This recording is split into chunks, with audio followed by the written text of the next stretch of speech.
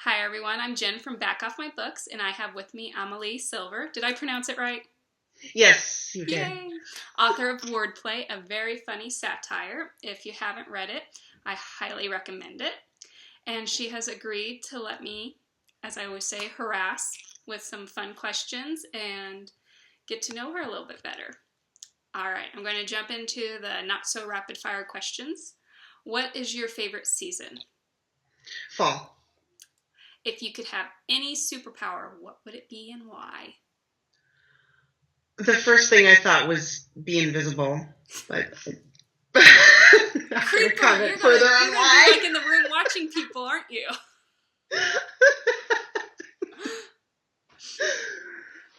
Are we sticking with invisibility, or did you say fly? Yeah, let's stick with that because I'm just uncomfortable about the whole thing now. I just want to keep moving. No, I'm kidding. If you could be any fictional character, who would you be?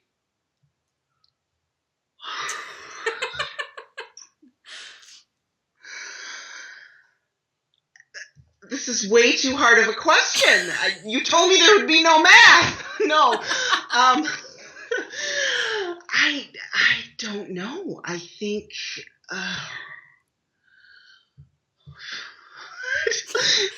Honestly, there's way too many fictional characters to narrow shit down. Was that Sunshine's question? No. I'm trying to remember now. I know one of hers I sent to you already. So I don't think that was it. Crap, now I'm going to have to go back and look. If I'm wrong, Sunshine, sorry. Biggest fear. If I think of a fictional character that I long to be later on in the interview, I will make sure I inject that into the conversation. Kind of Tourette's it out. Yeah. Biggest fear. My biggest fear? Mm-hmm.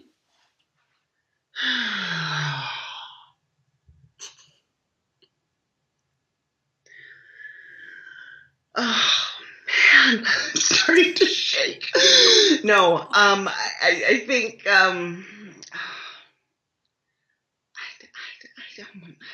gosh, more rapid fire questions. I thought these were going to be easy. What's your favorite color?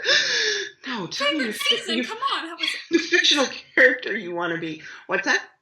Season. I don't know. I think my biggest fear would be probably losing my kids, my husband, my family, that kind of thing, I guess. That is a very understandable fear. Okay, here's possibly an easier one. Red. My favorite color is red. What is your least favorite word? You're going to laugh. I've had this. In college, this word has followed me around since college. My least favorite word, and I hate saying it because it just is verbiage. Verbiage? I hate it. I hate the way it's spelled. I hate the way it's pronounced. I hate the way it looks. Everything about it grosses me out. All right. I know. I mean, the normal answer would be like moist or folds or something. Creamy, that's an awful word. No, for me, verbiage. Okay. Last one of these.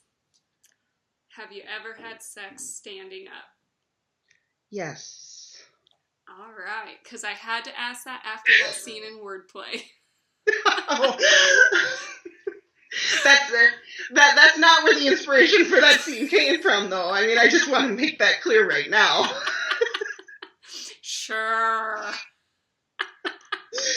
So the interview was great. It's been nice talking to you. No, I'm kidding. Okay, now we get to the other questions. Okay.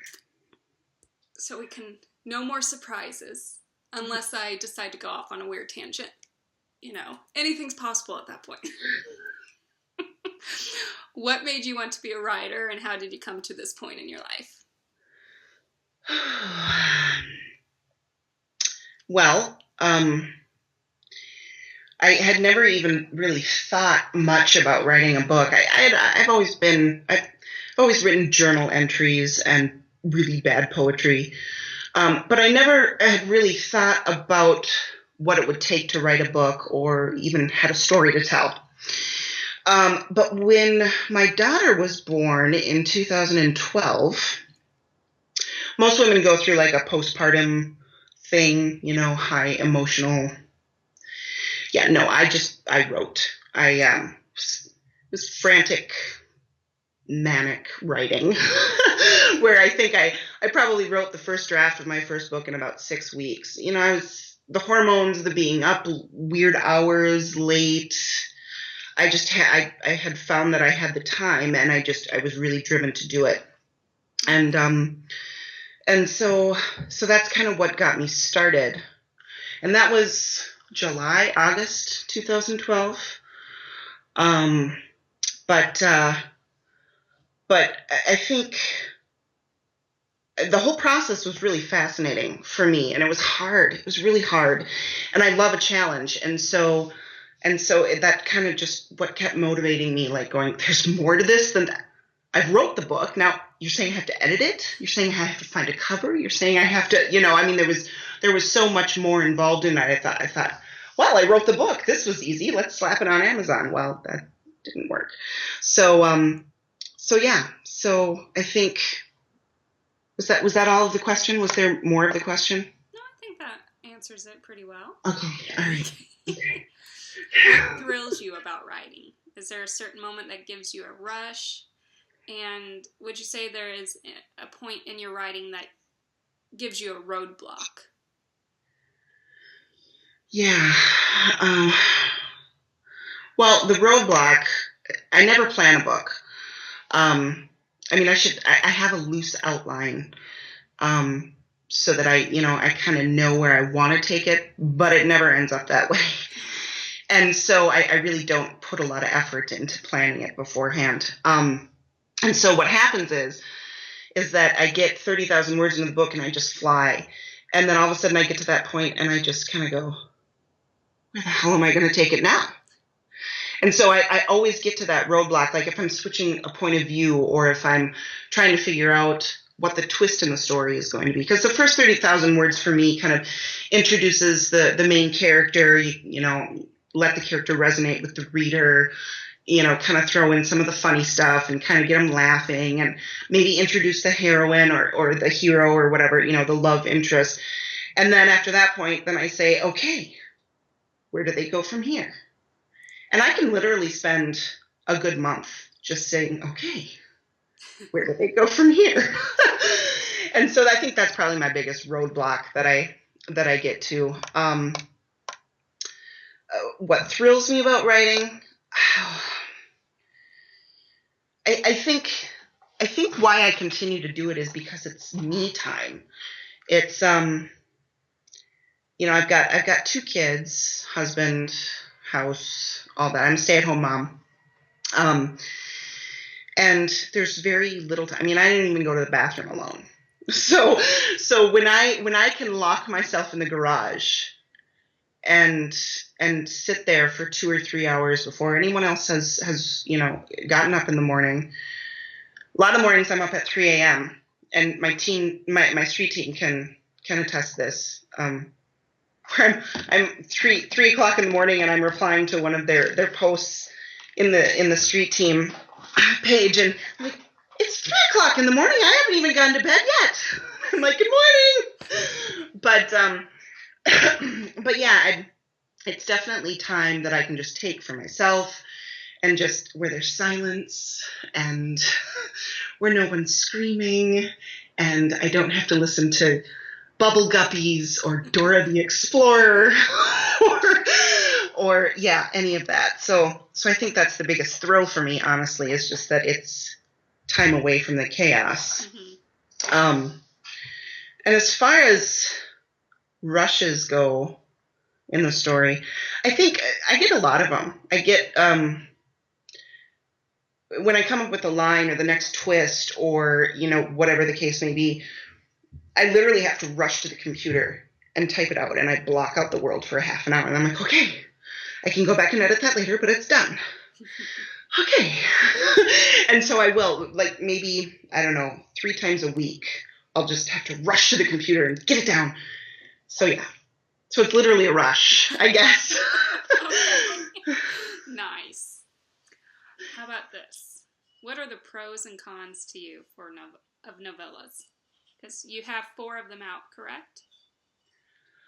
Or you have 3 out, 1 and almost out. 3? I have 2 and 1 almost out. 2. Okay. I have 2 with 1 almost out. Yeah, I think. I'm only thinking of 3 right now in my head, so I'm pretty sure it's just 2 plus 1 that's coming in. Well, by the time this goes live, it'll be out. So 3, yes. So the pros and cons. Do you like them? Do you hate having to condense everything down such a small? They're tough. They're really tough. They're a lot tougher for me than they are to write a novel, because with a novel, I mean, I can go on for days. I mean, I can literally, make that thing as long as I want it to be. But novellas were really, confined to a word count. So it's, I can't tell you how many novellas I've started and had to scrap because it was just too much story for, the limited words that we had to use. But I think that the biggest con would be the character development. It's tough. It's really tough to get the reader to say, oh, I totally understand where they're coming from. You have to be really, you have to be really good. Really is kind of what it boils down to. Unless it's strictly erotica, not even, romance erotica, you definitely need to still have some plot there. But if it's strictly erotica, that's a different story because, it's, that genre is simply left for the, I don't know, I guess you could say the sex. Romance erotica is not, because the reader actually wants, a story. They want to be wooed. They want to see the characters go through it. But yeah, no, it's tough to get the reader to have your character resonate with them. You have to kind of string them along just long enough to give them as much information. You have to keep them entertained. And the problem with that versus a novel is that, I mean, you can spend 15, 20,000 words with the character and you can have the character start to resonate with the reader. Well, at 15, 20,000 words, that's when your novella is done. Mm-hmm. So you have to really, cut back any of that backstory, and, you have to really be limited with it. And so you really have to choose your words very wisely. And a lot of people don't necessarily enjoy novellas for that reason, is because, it's too short. I want to really dig in. I want to really get to know these characters. And we feel the same way, guys. We want to too, but we can't. We're limited. They won't let us. So that's why you will see, in a lot of these anthologies, you'll see cliffhangers. Mm-hmm. Because these authors want to continue writing about these characters. They want to give you more story. And so while it's frustrating, it's still totally understandable from this point of view, because, yeah, we really want to get into it. We really want to tell you about it. But it was too much story for this novella, essentially. But I think one of the biggest pros would be the collaboration. I've met some awesome people, absolutely awesome authors in these anthologies that I've been part of. When we decide to form the anthology, we start a secret Facebook group, and so we get to know all of these authors and stuff that they've written before, and their style and their sense of humor and their quirky personalities and their it literally takes at least 6 months from start to finish. And so I've gotten to know all of these other ladies that I've been collaborating with, and all of them have been so great. It's like there hasn't been a rotten one in the bunch, and it's just to get their ideas on marketing, and I mean, really smart bunches of ladies that I've worked with, and I think that I'm just in awe of them. And so I think that's probably the biggest pro for me about writing novellas, is that I get to work with all these wonderful other people in the industry. Nice. Okay. When you decide on a story and the characters, do they come to you already well formed right at the beginning, or do you have to really work to find out each character, who they are, how their voice is going to be in the story? Is it something that's kind of easy like that, or do you really have to sit down and think about them? It depends on the story, to be honest with you. But none of my characters ever behave the way that they're supposed to. None of them do. I usually have an idea of the character after the first page or two. I usually start at the beginning of the story. I don't usually start at like the climax or the end or somewhere. I usually start in the beginning. And so for the first couple of pages, I'm starting to, kind of get into their voice, and, it's kind of starting to flow through me. But I think the problem is that it's always it's one way or the other for me. The characters are, very well shaped in my head, but I don't have a story for them. Or I have this awesome idea for a story, but I have no characters. So it never tends to cooperate with me that way. But no, yeah, I think in the recent one that I did, debating number 10 for the Hot for Teacher anthology, which just is releasing on Tuesday this week, that one was the toughest for me, because I don't know how an 18-year-old guy thinks. I'm not even going to pretend to know. And so I think I really struggled with his voice, because I was thinking, well, that he's talking way too adult in this scene, and then all of a sudden he's talking about tits and pussy in the next scene. Not exactly, not necessarily something that's consistent throughout the book. So I actually had a lot of problems with that one. I handed it out to like a dozen of my author friends. I'm like, just tell me how much you hate it. I'm going to back out. I'm going to back out of the anthology. But luckily, I got it pulled together, and a couple of my friends did help me, and they said, okay, yeah, I see the point. So it was fun. It was very challenging, but I'm never going to try and ever get inside the mind of an 18-year-old boy again. So I don't blame you. It's a frightening place to be. I imagine so. All right. This next question is Sunshine's question. So again, I can't remember the other one. Since a lot of authors are collaborating with other authors and doing stories or novels together, is that something that you think you would do? And do you have an idea of an author or authors that you would want to do that with?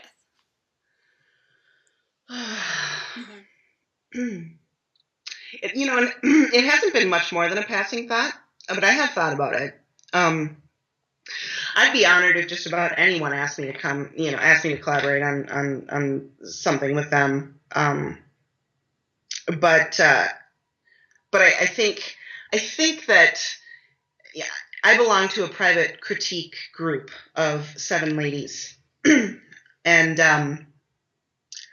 I would be so honored if I could collaborate with one of those gals.